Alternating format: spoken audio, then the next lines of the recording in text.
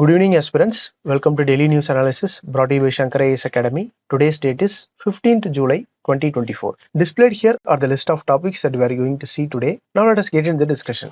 So guys, look at this article. This news article talks about the resurgence in militancy in Jammu and Kashmir. The main reason behind this is reduced security following the redeployment of forces in China border. So there was increased militant activity, particularly in the areas like Kadua, Rajouri and Poonch. So this has also led to significant casualties among security personnel and also for civilians. So in this background, let us discuss a mains question. So this is the mains question for us today. Examine the resurgence of militancy in Jammu and Kashmir and the measures needed to address the issue. Here the keyword is examine. So we are expected to investigate and establish the key facts and issues related to the question.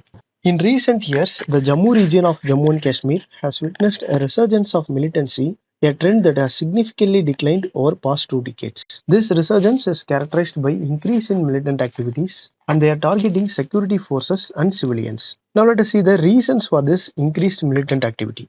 The first one is reduced security presence. As we have seen in the news article, there was a redeployment of troops to China border after 2020 Gulf War clashes. So this led to decreased security in Jammu. So this has created vulnerabilities that militants are exploiting. The second reason is strategic diversion.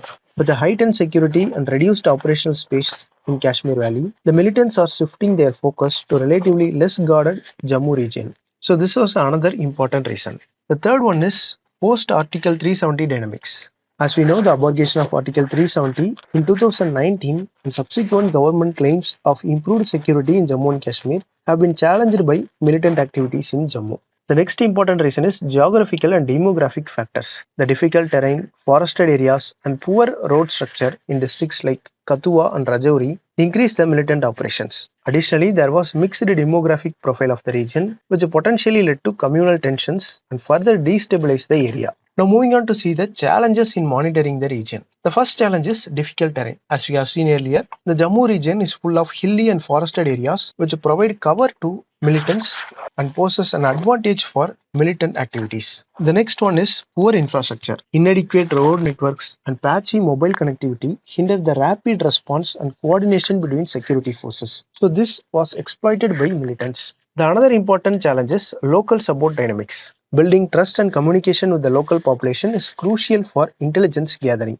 The older generation that actively fought militancy is now aging, and there is a need to establish strong relationship with the younger generation. Now moving on to see about the measures that can be taken to address the resurgence. Firstly, enhanced security deployment. Increasing the number of troops in Jammu Kashmir to strengthen the security grid. This includes redeployment of forces from China border. The next one is revival of defense communities, strengthening the village defense guards and committees to enhance local vigilance and support. These committees can act as first line of defense and provide crucial intelligence to security forces. Next, about the improvement in infrastructure. We can develop better road networks and communication infrastructure. We can ensure quick and efficient response to militant activities. Next, about the cross-border measures. Strengthening the border security can prevent the infiltration. So this includes enhancing the surveillance along line of control and international border to deter the cross-border support to militants. So these are the measures that can be taken to address the resurgence of militancy in Jammu. Now moving on to see the conclusion part. Addressing the resurgence of militancy in Jammu region requires a multifaceted approach. So this includes combining the security measures, improved infrastructure, and engaging with the local communities. By strengthening the security grid and building trust with the local population and ensuring rapid response capabilities, we can ensure long-term peace and stability in the region. So this is all about the discussion. Now let us move to the next news article. Now look at this news article. Human clinical trials for new Nipah monoclonal antibodies may start in India and Bangladesh in 2025. This antibody aims to provide immediate protection against Nipah virus, and the Nipah virus has high mortality rate of up to 40% to 50%. So in this context, let us revise about Nipah fever for our prelims exam.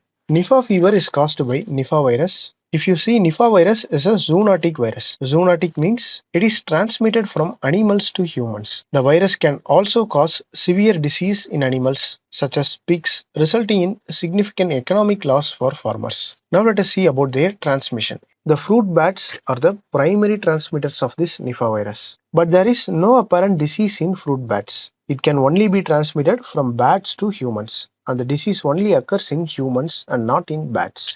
Nipah virus can also be transmitted through contaminated food or directly between people to people through physical contact. So these are about the transmission of Nipah virus. Nipah virus has caused only few outbreaks in Asia. So there are only limited outbreaks, but the disease is very severe. The World Health Organization has declared Nipah virus as public health concern. So these are the symptoms of Nipah virus. You may take a look at it. Now let us see the treatment and prevention. As we seen earlier, there is no specific drugs or vaccines to cure Nipah virus. But the research is ongoing to develop monoclonal antibodies that can neutralize the virus. Here the monoclonal antibodies are lab-produced molecules which are made to act like natural antibodies in the immune system. They are designed to target and blind specific proteins on the surface of pathogens such as virus and cancer cells.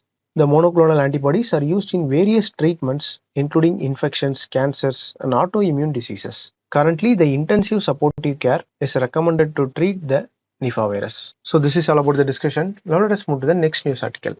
Now look at this news article. It talks about critical minerals. Suddenly it is in news because for the first time private companies have been awarded mining rights to mine the critical minerals. So this is the crux of the article given here. In this context, let us revise some basics about critical minerals from the mains perspective. Firstly, what are critical minerals? Critical minerals are metallic or non-metallic elements which are vital for economic development and national security. So the lack of availability or concentrated resources can disrupt the supply chains of critical minerals. Now let us see how critical minerals are declared.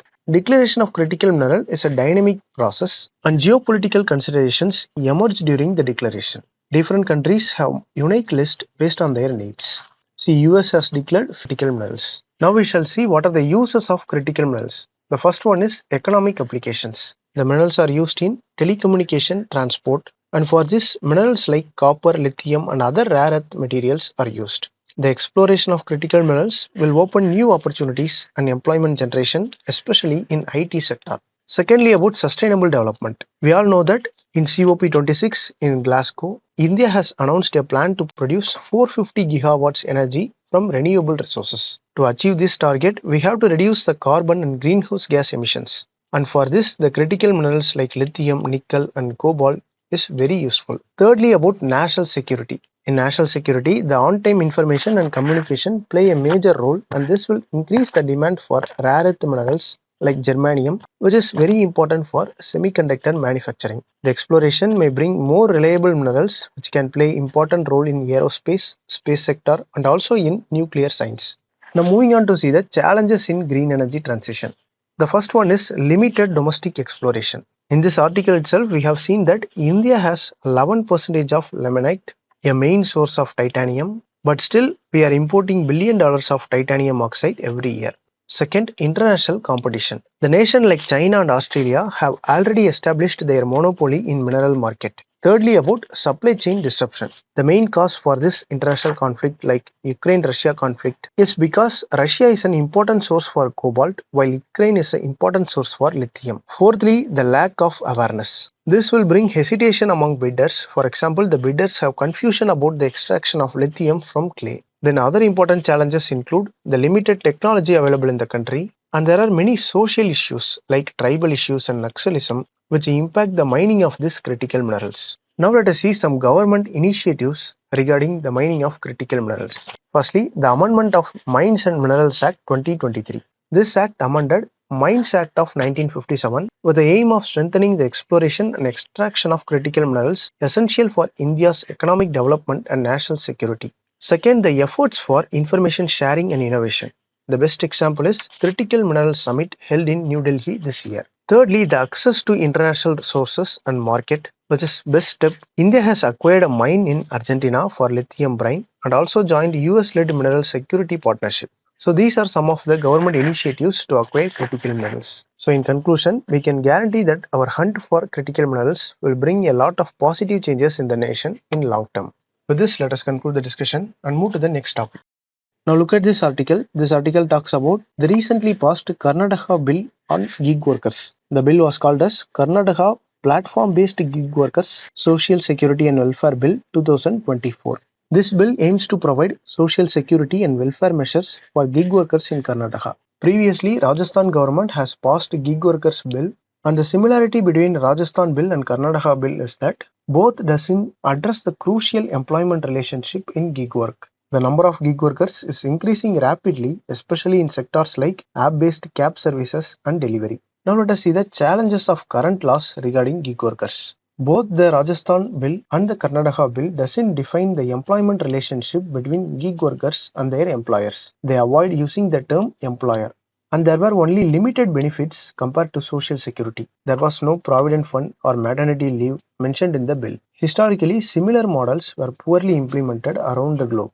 The gig workers face unfair revenue sharing, long hours of work, and poor conditions of work, but they are not addressed in this bill. The current labor laws designed for traditional employer-employee relationship were not applicable for gig workers. The platforms like Uber call themselves aggregators, claiming gig workers are independent contractors. However, gig workers use these platforms and they see them as employers since they set the terms and conditions of work. But these apps do not see the gig workers as employees. Recently, UK Supreme Court ruled that Uber is an employer, meaning existing labor laws apply to Uber drivers. So this is an important judgment regarding gig workers. In India, gig workers are recognized under Code on Social Security 2020, but they are excluded from other labor codes which provides security on wages, industrial relations and safety. So this is a major problem. Now let us see some way forward. There is a need to recognize gig workers as employees. This will ensure legal protections and benefits for gig workers. We must also create clear regulations for their working conditions. We must address the unfair revenue sharing, long working hours, and poor working conditions. So these three should be addressed. Also, there is a need to address the gap which is crucial to prevent worker exploitation. So they also must be included in other labor codes to ensure their minimum wages and industrial relations between the employee and employer. So these can be our way forward. With this, let us conclude the discussion and move to the next news topic. So guys, look at this article. India-based Neutrino Observatory, which is shortly called as INO, was proposed to be set up in Theni district in Tamil Nadu. This project is jointly funded by Department of Atomic Energy and Department of Science and Technology. But there were many oppositions to this project regarding the environmental concerns. Nobel laureate Takaki Kajita has expressed his support for this project. He said that this project will largely benefit the scientific community of India if it is implemented. Nobel laureate Takaki Kajita was the one who discovered that neutrinos actually have some mass. Previously, neutrinos were thought to be massless objects. So he discovered that neutrinos have some negligible mass. For this discovery, he was awarded Nobel Prize in 2015. In this discussion, we need to cover three important things: the basics of neutrinos, the sources of neutrinos, and some points about Neutrino Observatory in India. Firstly, let us start with the basics of neutrino. See, neutrinos are elementary particles with a neutral charge. Neutrinos have neutral charge, and that is why they are called neutrinos. And neutrinos also have very small mass. Their mass is very negligible and it is lighter than electrons. For every neutrino, there is an antiparticle called antineutrino. So these are the basics of neutrino. Now let us see the sources of neutrinos. See, neutrinos are produced during nuclear reactions, whether they happen in sun or in nuclear reactors on Earth, and even in supernova explosions. So these nuclear reactions produce neutrinos. Neutrinos are also produced by cosmic rays. When cosmic rays interact with the Earth atmosphere, they produce neutrinos, and these neutrinos are called as atmospheric neutrinos. Neutrinos are also produced during radioactive decay. Radioactive decay like beta decay produce neutrinos. Now let us see some points about India-based Neutrino Observatory. This was proposed to be set up in Theni district in Tamil Nadu on the hills of Western Ghats. It is proposed to be an underground laboratory and is excavated through mountains. The local people of Theni district have opposed this project due to its environmental concerns because it may affect the fragile ecosystem of Western Ghats. Now, why it has to be underground? See, cosmic rays have constantly interacted with the particles in Earth atmosphere. So in order to shield the Neutrino Observatory from cosmic rays, the laboratory has to be placed underground, that is deeply excavated into Earth. So the purpose of constructing the underground laboratory is to filter out the cosmic rays that constantly react with the neutrinos. So this helps in detecting the pure neutrinos. So this is all about this discussion. Now we have come to the prelims question discussion. Look at the first question. The Nipah fever is caused by a virus that is responsible for causing Kiasnar forest disease. Fruit bats are the natural host of Nipah virus. So which of the statements are correct? Here the first statement is incorrect. because the Nipah fever is caused by Nipah virus and the Kyasanur forest disease is caused by Kyasanur forest virus. So the viruses of this disease are named after the disease itself. So they are both different viruses. So this statement is incorrect. Now look at the second statement, it is correct. As we have seen in the discussion, the fruit bats are the natural host of Nipah virus. So the correct answer is option B, 2 only. Now look at the second question. Consider the following statements regarding neutrino. It travels with the speed of light and rarely interacts with other matter. Now look at the second statement. India-based Neutrino Observatory is included under 11th 5-year plan with an objective to understand the origin of universe. Here both the statements are correct. Neutrinos travel with the speed of light and they rarely interact with other matter. So this statement is correct. The India-based Neutrino Observatory is included in 11th 5-year plan. So this statement is also correct. So both the statements are correct. So the correct answer is option C. With this, we have come to the end of the discussion. If you like the video, please share it with your friends and post your feedback in the comment section. Thank you for watching.